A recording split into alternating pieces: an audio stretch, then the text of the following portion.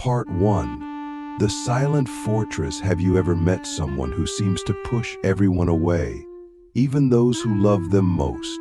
Maybe you are that person. There's a strange paradox in the human soul. We crave connection, yet many of us build walls so high no one could possibly climb over. Why? What is this quiet war we wage against intimacy, vulnerability, and love? In the next few moments, we will unravel one of the deepest, most misunderstood behaviors of the human psyche, the act of pushing people away. Imagine a child who reaches out for love but is met with coldness, criticism, or neglect. Over time, they learn something dangerous, that to reach out is to get hurt. So they do what any intelligent organism would do. They adapt. They begin to believe that isolation is safer than connection, that silence is safer than expression. As Seneca once said, we suffer more often in imagination than in reality. But for these individuals, the imagination has become their prison. Now let's go deeper. What if the real reason people push others away is not fear of others, but fear of themselves? What if they are terrified that if someone gets too close, they will see the truth, that deep down, they feel unworthy of love? This is not a surface-level insecurity. It's a philosophical crisis of identity. Who am I if I am not lovable? Who am I if my vulnerabilities are exposed? The walls are not built to keep others out, they're built to keep the fragile self in. You may wonder, can this be changed? Or is it a fixed part of one's soul? The answer is hidden in a question only you can answer. What are you more afraid of? Being alone forever, or being seen completely? For many, the answer is the latter. To be seen is to be judged. To be known is to be held accountable. To be loved is to risk being left. And so, pushing others away becomes not an act of cruelty, but of desperate self-preservation. In the beginning, it doesn't feel like pushing. It feels like protecting, not returning a call, canceling plans, keeping conversations shallow, pretending to be fine. But slowly, the pattern becomes the person. Isolation becomes the identity. And the tragedy is that the individual begins to believe this is who they truly are. Emotionally distant, cold, incapable of love. But that is a lie. Man is not what he is what he is not, and is not what he is, said Sartre. We are never fixed beings. We are becoming. So what happens when someone tries to get close? At first, there may be hope, but soon the old patterns emerge. The closer someone gets, the more threatening it feels. Trust feels dangerous. Vulnerability feels like a trap. And so the cycle repeats. But here's the cruel irony. The very thing they fear most becomes their reality. They fear abandonment, but their behavior ensures it. They fear not being loved, but their distance pushes love away. They fear being alone, but they make themselves unapproachable. Click subscribe to this channel to get more profound insights. Many people ask, why can't they just stop? Why can't they just open up? The answer lies in the nervous system, the subconscious mind, and ancient survival instincts. When love has been a source of pain, the brain wires itself to associate connection with danger. It becomes a physiological response. The heart races. The body tenses. The mind shuts down. It is not a conscious choice, it is a defense mechanism, one that once saved them but now enslaves them. Let's ask a deep question. If you could press a button and trust someone instantly, would you? If not, why? The answer reveals everything. It reveals whether you fear betrayal more than you desire intimacy. Whether you've been hurt so many times, you've started to believe that love is a myth. But here's the truth, most never hear. Love is not the absence of pain. Love is the courage to face pain together. And the people who push others away, at some level, still believe they must face life alone. There's a subtle arrogance in pushing people away. It's the belief that I must handle everything myself, that no one could possibly understand me, that needing someone is weakness. But this is not strength. It is fear wearing the mask of strength. The strongest people are not the ones who stand alone, but those who let others in, knowing full well they could be hurt. As Nietzsche said, he who has a why to live can bear almost any how. Connection gives us that why. But how can we help someone who has built their life around pushing others away? First, we must understand you cannot force someone to open a door they've spent years locking. You cannot demand trust. You must earn it slowly, patiently, without expectation. And sometimes, the most powerful thing you can do is simply stay, to not leave when they expect you to not react when they push, to be the exception to every rule their trauma taught them. And if you are the one who pushes others away, let me speak directly to you. You are not broken. You are not cold. You are not unlovable. You are someone who learned that love could hurt, and you adapted to survive. That is not weakness. That is intelligence.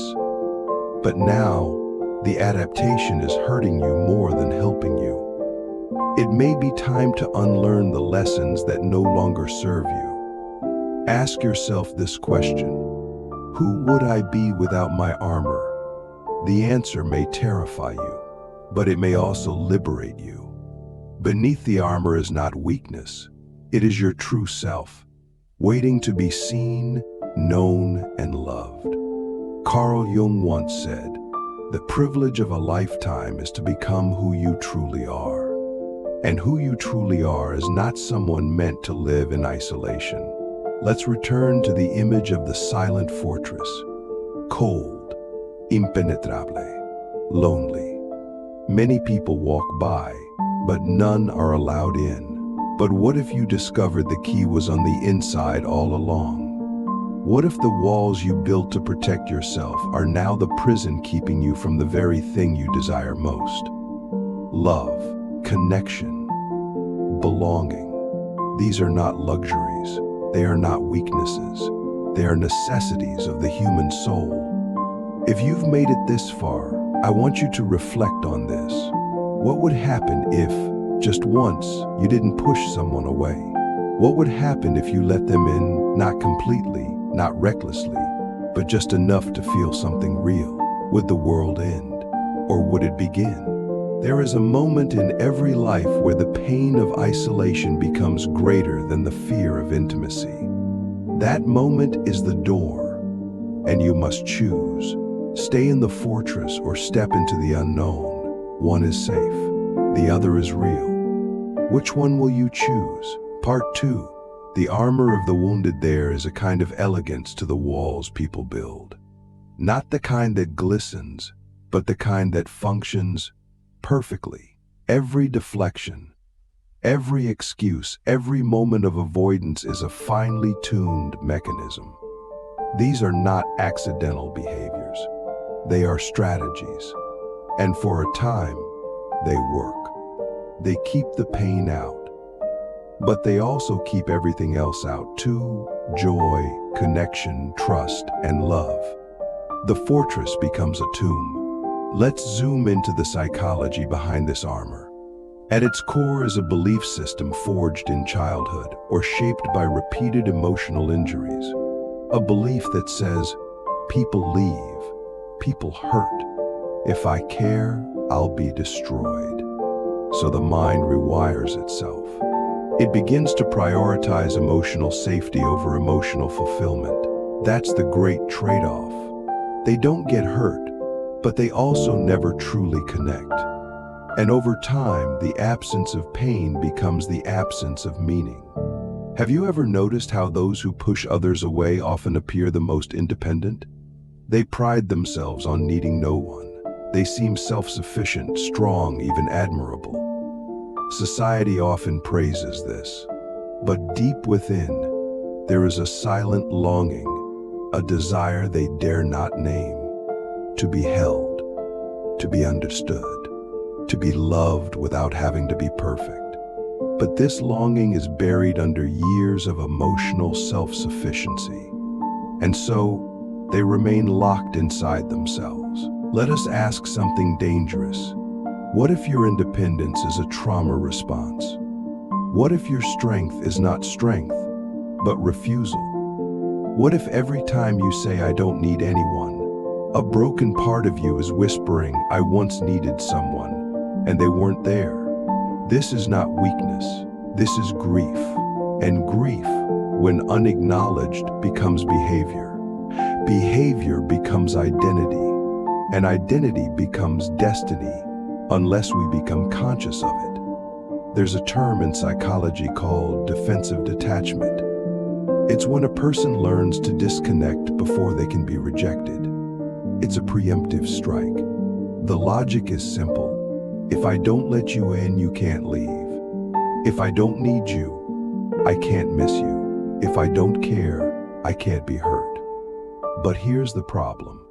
The heart doesn't work that way. You can't selectively numb emotion. When you numb pain, you also numb joy. When you shut out love, you shut down life. So how does one begin to disarm this defense? Slowly, carefully, with compassion. Not with self-criticism or shame, but with curiosity. Instead of asking, "What's wrong with me?" ask, "What happened to me that made me this way?" Instead of judging yourself for pushing people away, explore the reasons, the moments, the betrayals that taught you it was safer to be alone. Healing does not come from force. It comes from awareness and acceptance. Let's revisit a quote by Rainer Maria Rilke. Perhaps all the dragons in our lives are princesses who are only waiting to see us act, just once, with beauty and courage. What if the dragon you've been fighting, your fear of closeness, your avoidance of vulnerability, is not a monster but a misunderstood protector? What if it's been trying to keep you alive, not destroy you? And what if now it's time to thank that dragon and let it rest? There is a powerful moment in every healing journey, the moment we realize that the behavior that once saved us is now destroying us. That moment can feel like death. The old self begins to crumble. The mask falls, the armor cracks, and we are left raw and exposed. But this is where the real self begins. Not the version of you that hides, not the version that pretends, but the true you, the one that has always longed to be seen. Let's flip the mirror. If you love someone who pushes you away, know this: it is not personal. Their behavior is not a rejection of you. It's a reflection of their pain. But also remember, it is not your job to fix them. You can't love someone into healing. You can only love them while they heal. Your presence can be medicine, but it cannot be the cure. They must walk that path themselves. That brings us to a spiritual truth. Real love is not about staying in someone's storm forever. It's about showing them the sun exists. Sometimes, the most loving thing you can do is to walk away, not in anger, but in peace. Not to punish, but to protect your own soul from drowning in theirs.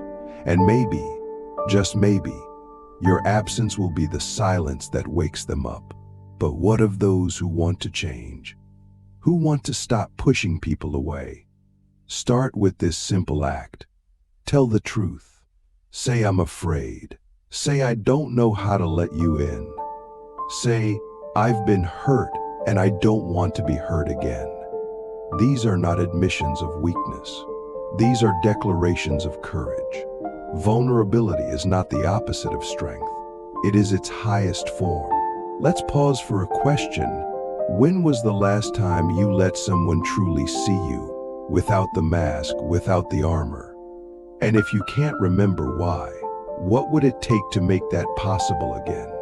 Not everyone deserves to see your soul, but someone does. and you do. The truth is, pushing people away is not an identity, it's a symptom. It's the echo of a wound that hasn't healed. And every time we push someone away, we push away a part of ourselves. We become more fragmented, more hollow. But healing is not about becoming someone new. It's about returning to who you were before the world told you to hide. As we move deeper, consider this. What if every person you pushed away was a mirror? What if they reflected back to you the parts of yourself you couldn't accept? The joy you didn't feel worthy of, the love you didn't believe you deserved, the intimacy that scared you because it made you feel alive. Sometimes we push away not because people are wrong, but because they are right, because they touch something real in us, and real is terrifying. Let's not romanticize this process. It's brutal. It requires you to sit with memories you've buried, to feel emotions you've numbed, to rewire beliefs that feel like facts. It will break your heart open. But in that breaking, something miraculous happens. Light gets in, and you begin to realize that your walls were never protecting you. They were imprisoning you. As Epictetus said, no man is free who is not master of himself. And mastery does not mean control. It means understanding. It means compassion. It means holding your wounds with tenderness instead of shame. It means telling the scared child within you, you're safe now. You can come out. There's a final question I want you to sit with before we move to the last chapter. What kind of life are you missing out on by pushing people away? Not just romantic love, but deep friendships, soul-level connections, the kind of laughter that heals you, the kind of presence that anchors you, the kind of intimacy that makes you believe in something greater than yourself. You are not meant to do this alone. None of us are. Even the most brilliant minds, Plato, Kierkegaard, Confucius, all wrote about the importance of relationship, dialogue, communion. We are, at our essence, relational beings. To push people away is to deny our nature. To reconnect is to remember who we are. The fortress has served its purpose, but the season is changing. Can you feel it? The call to step outside, the invitation to risk again. Not blindly, not recklessly, but bravely, with wisdom and heart. The past is not your prison, it is your teacher. And the lesson is clear: you were never meant to live behind walls. Part 3. The return to connection. The moment you realize you've lived more of your life behind walls than in the open air is both heartbreaking and beautiful. Heartbreaking because of all the lost time, the missed hugs, the silences that could have been conversations, the glances that could have become something more. But also beautiful because in that moment of awareness, something cracks open. And that crack is not your breaking, it's your beginning. Leonard Cohen once wrote, "There is a crack in everything. That's how the light gets in." So what does it look like to begin again? To live a life no longer driven by fear, but by courage. It is not loud or dramatic. It is subtle. It starts with a text you are too afraid to send, a conversation that begins with "Can I be honest?" A moment of eye contact when you would have looked away. These are not small things. These are revolutions in the soul. Because for someone who pushes others away, letting someone in even a little is an act of profound bravery. People think healing means becoming someone new. But the truth is, healing means remembering who you were before the wound. It means reconnecting with a child who laughed freely, who trusted easily, who reached out without fear.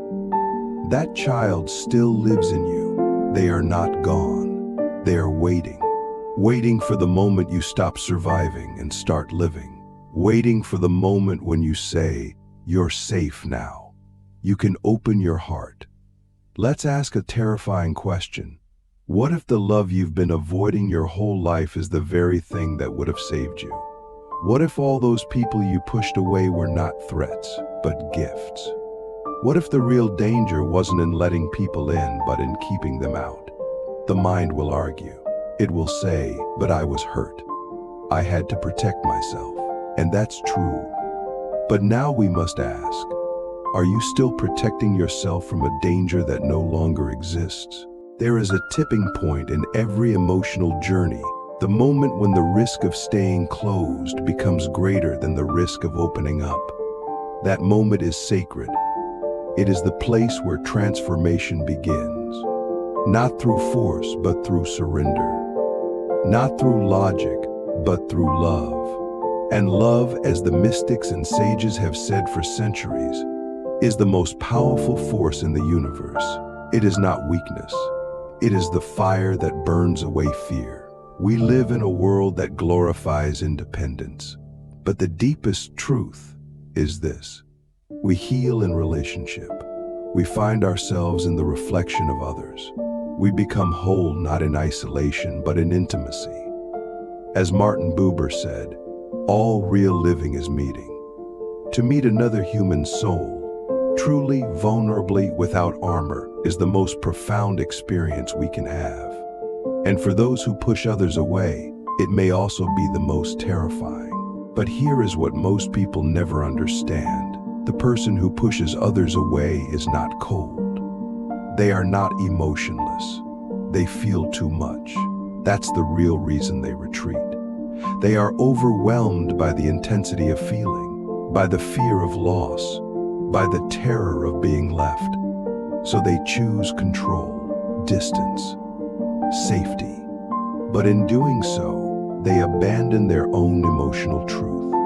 And that abandonment is the deepest wound of all. So how do we come home to ourselves? One breath at a time, one moment of courage at a time, one conversation at a time. Healing is not a grand event. It's 1,000 quiet choices. To stay when you want to run, to speak when you want to go silent, to reach when you want to retreat. This is the real work. The sacred work, the work only you can do. If you're listening to this right now and something inside you is stirring, don't ignore it.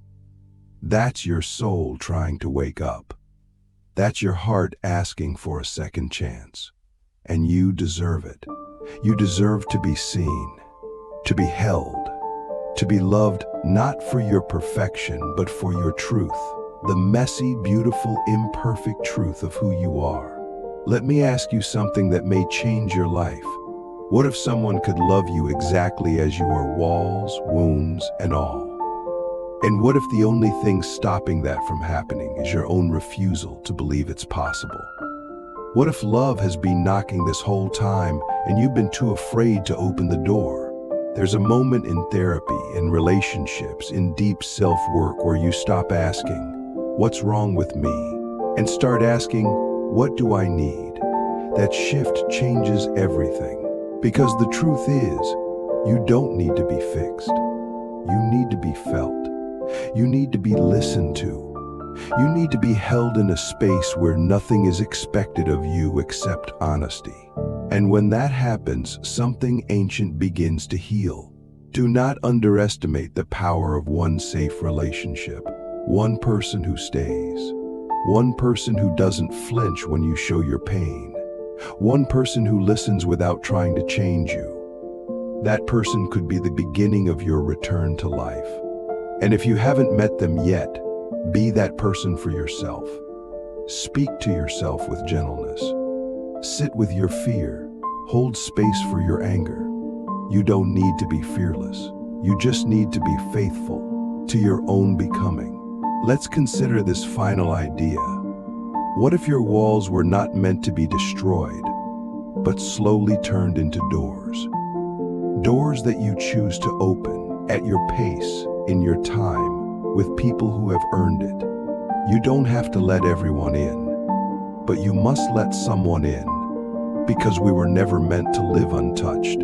We were never meant to journey alone. As the video comes to a close, I want to leave you with this: healing is not a straight line. You will still feel the urge to retreat, to push, to protect. That's okay. But now you know. Now you are awake. And with that awareness comes power. The power to choose differently. Even if it's just once. Even if it's just a single moment of softness. That moment is enough. That moment is everything. Life is not waiting for you to be perfect. Love is not waiting for you to be fearless. The people who are meant to walk with you will not be scared by your darkness. They will light a candle and stay. But first, you must believe you are worth staying for.